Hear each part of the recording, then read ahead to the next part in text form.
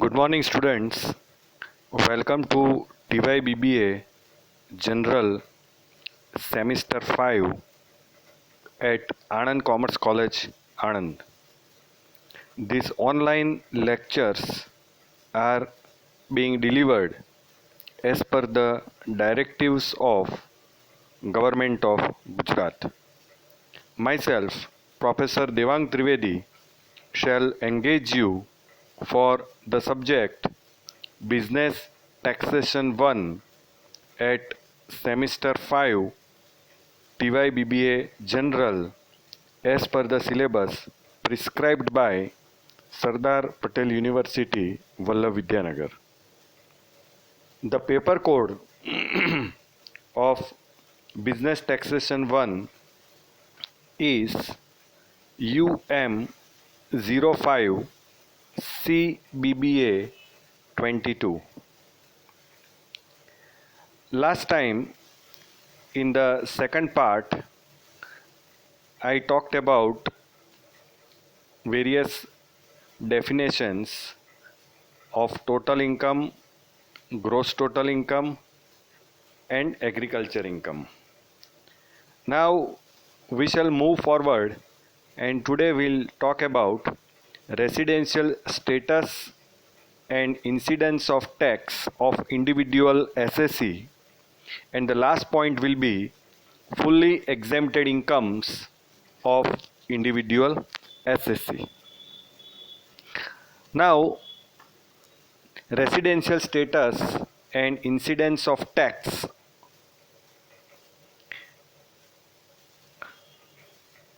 Tax is charged on the income of the SSE. Under the Income Tax Act 1961, the total income of every person is computed based upon his residential status. For the purpose of determining the residential status, SSEs are classified into 5 broad categories. Number 1 is individual. Second, HUF, that is Hindu Undivided Family. Third is firms. 4, companies. And the last, any other person not included in the first 4 categories. Our discussion is restricted to the residential status of an individual, that is the first category. The residential status, it refers to the status of an individual which is determined on the basis of his total stay in India. Under section 6, the residential status of an individual is divided into the broad 2 categories. Resident, that is the first category, and the second category is non-resident, provided they fulfill certain condition.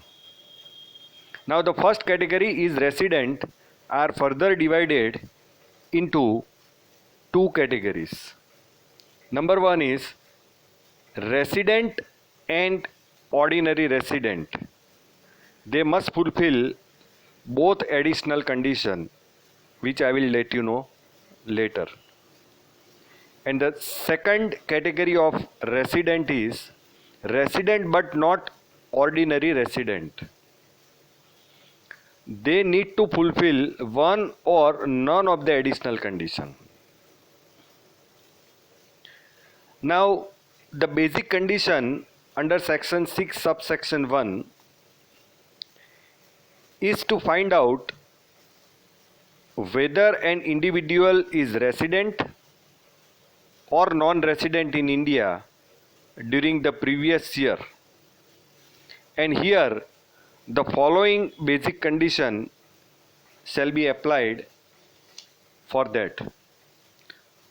Condition A, that is the first basic condition, is individual SSC must be in India for at least 182 days or more during the previous year. Or the second basic condition is individual SSC must be in India for at least 60 days or more during the previous year and 365 days or more during 4 years preceding the previous year. So, if an individual SSC fulfills any one of these two basic conditions, see any one of these two, condition A or condition B, any one, then he is said to be the resident of India.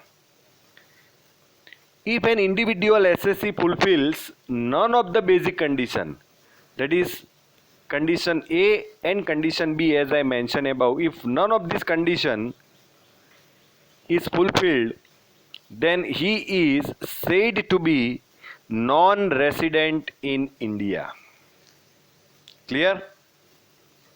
So, to be qualified as resident, he will have to satisfy one of the basic condition, any one as mentioned above, A or B. Now, exception to basic condition under section 6 subsection 1B. Now, what are the exceptions available? In the following cases, an individual has to stay in India for a period of 182 days or more instead of 60 days or more during the relevant previous year. Number 1, in case of an Indian citizen leaving India for the purpose of employment in the previous year. Second, in case of an Indian citizen leaving India as a crew member of a ship in the previous year. And number 3, in case of a person of Indian origin settled in foreign country coming on a visit to India during the previous year. So these are the basic exemptions provided under section 6 subsection 1 subsection B in the above two basic conditions. Now, what are the additional conditions under section 6 subsection 6? If an individual SSC becomes resident in India, then the following additional condition under section 6 subsection 6 shall be applied to find out whether an individual SSC is resident and ordinary resident or resident but not ordinary resident. The first condition, additional condition, is resident in India for 2 out of 10 previous year preceding the previous year. And second additional condition is stay in India for 730 days or more during 7 previous year immediately preceding the previous year. So that means if an individual SSC satisfy both the additional condition, he is said to be resident and ordinary resident in India. Both the above condition, condition first and second. If an individual SSC satisfy one or none of the additional condition, he is said to be resident but not ordinary resident in India. So this is about the basic conditions that he must have to satisfy. Now, the second status of an individual is non-resident. An individual who does not satisfy even one of the basic conditions prescribed for a resident in above para 3 is treated as non-resident. Now see, while determining the status of resident and non-resident, a person of Indian origin means either SSC or his parents or grandparents or great grandparents are born in undivided India. The day of visit to India and day of leaving India are regarded as two separate days, and both are included while calculating. The residential status of a person is to be determined in respect of each previous year, as it may vary from one previous to the next previous year. That means if a person is a resident in previous year relevant to the assessment year in respect of any source of income, he shall be deemed to be resident in India in the previous year relevant to the assessment year in respect of each of his other sources of income. A person may be resident in one or more countries at the same time. So students, while calculating this residential status and determining whether he is resident, ordinary resident or non-resident, and then calculating his tax liability, will have to take into account and consider all these basic conditions and the additional condition as prescribed in the taxation law, and we cannot make any exceptions and judgment on the basis of our subjectivity, and we'll have to go exactly as per the directions and the provisions given in the Income Tax Act 1961.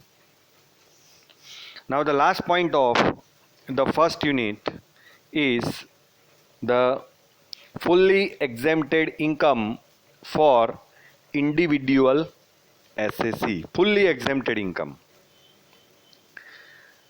Now certain incomes which are mentioned in the Act are fully exempted and they are not included in the total gross income. These are called incomes which do not form part of the total income. They are fully exempted in the sense that they are not even included in the gross income. Which are those income? Number one is agriculture income. As agriculture is a state subject, the central government has no powers to impose tax on agriculture income, and hence agriculture income is fully tax exempted. However, this provision was misused by many SSC. Hence, from assessment year 1974-75, the agriculture income is added to the non-agriculture taxable income of non-company SSCs, and then tax on agriculture income is allowed as deduction from total tax payable. The second is receipt from HUF, that is Hindu Undivided Family. Any sum received by an individual as a member of Hindu Undivided Family is exempted provided it is paid out of the income of the family under section 10 subsection 2. Number 3, share of total income of a partner from a firm which is separately assessed as such in the hands of a partner of that firm is fully exempted from tax under section 10 subsection 2a. Number 4, interest to non-resident. Any income from interest on securities notified by the central government received by a non-resident is exempted. In the case of an individual being a citizen of India or a person of Indian origin who is also a non-resident person, any interest on money standing to his credit in a non-resident external account in any bank in India under FEMA 1999 is exempted. In the case of individual being a citizen of India or a person of Indian origin who is also a non-resident, then any income from interest on saving certificate issued before 1st June 2002 by central government, provided that he has made such investment in convertible foreign exchange remitted under the provisions of FEMA 1999 under section 10 subsection 4(1), 2 and subsection 4b. Number 5, leave travel concession, that is LTC. In the case of an individual citizen employee, the value of any travel concession or assistance subject to such conditions as the central government may prescribe received by him due to him from his employer for himself and his family in connection with his proceeding on leave or after retirement to any place in India is exempted. Here the word family includes the spouse and children as well as the parents, brothers and sisters, mainly or wholly dependent on him under section 10 subsection 5.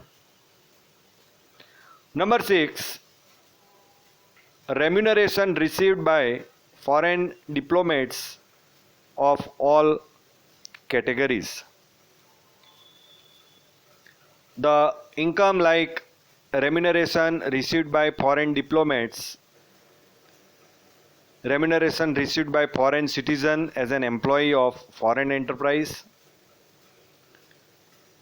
by non-citizen who is a non-resident for services rendered on foreign ships, and remuneration received by a non-citizen as an employee of foreign government during his training in India in any undertaking owned or approved by the central government under section 10 subsection 6 to 6, 7, 8, 9 of Income Tax Act. Number 7. Foreign allowances, etc. Any allowances or perquisites paid by the Indian government to a citizen of India for rendering services outside India under Section 10, subsection 7 is fully exempted. Number 8. Remuneration received by any person who is assigned duties in India in connection with any cooperative technical assistance program in accordance with an agreement entered into by the central government and a foreign government is also fully exempted under Section 10, subsection 8. Number 9.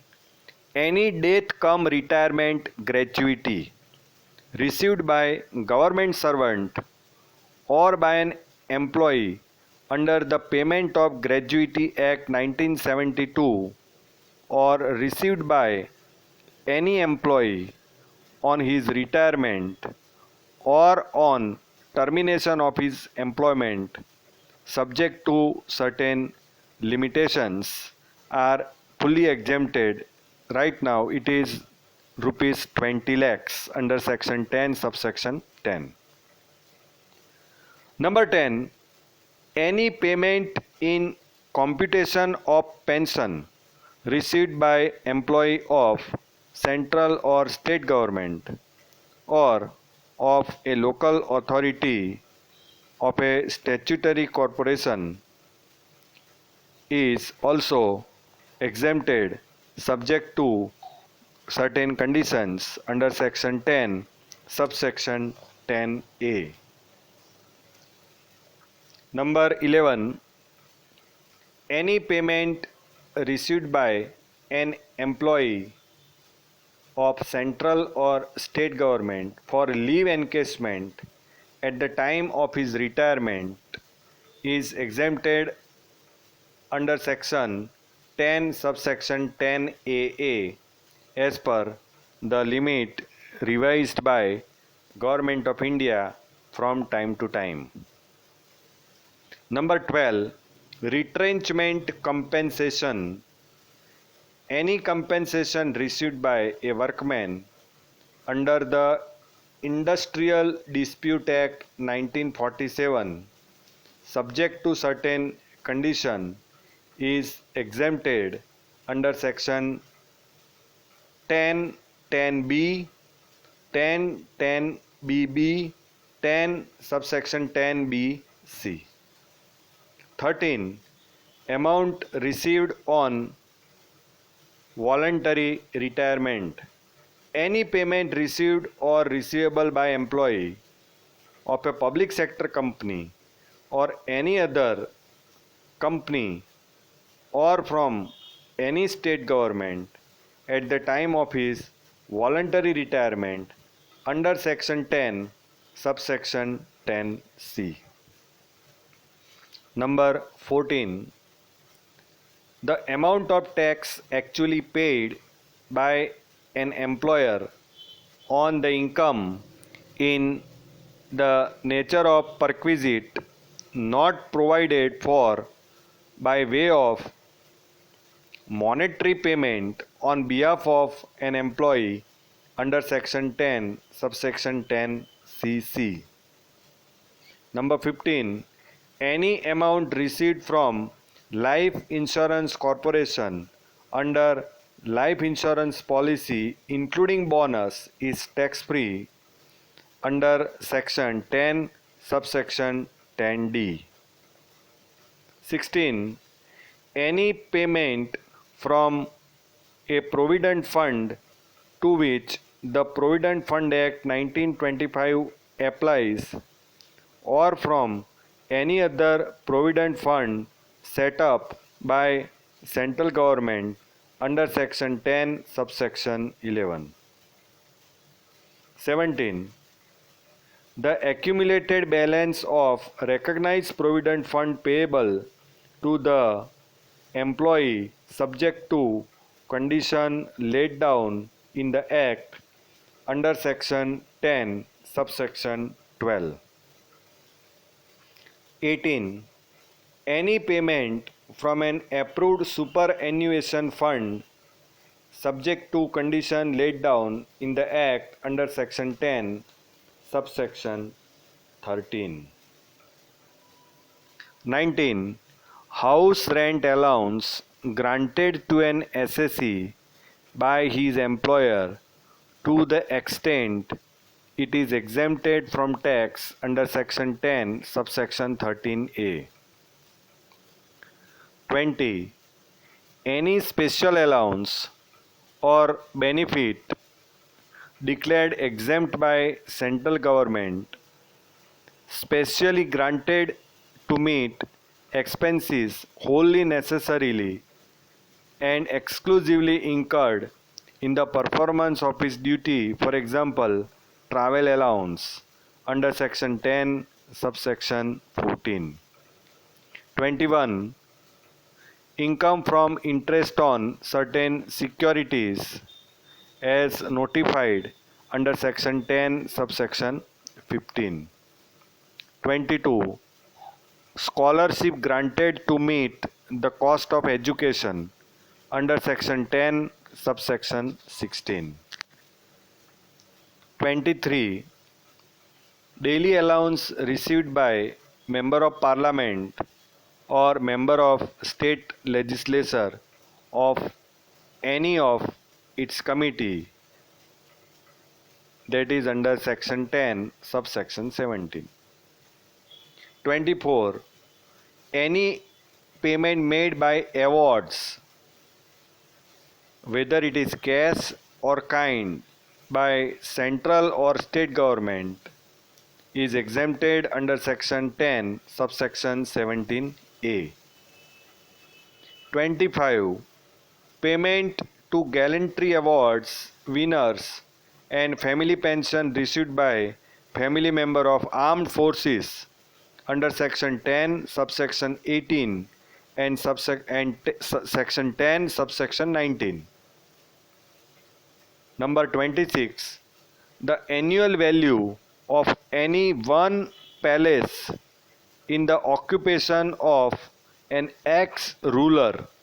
This should be the palace whose annual value was exempted from income tax before the commencement of the Constitution, that is 26th the Amendment Act 1971 under Section 10, subsection 19a.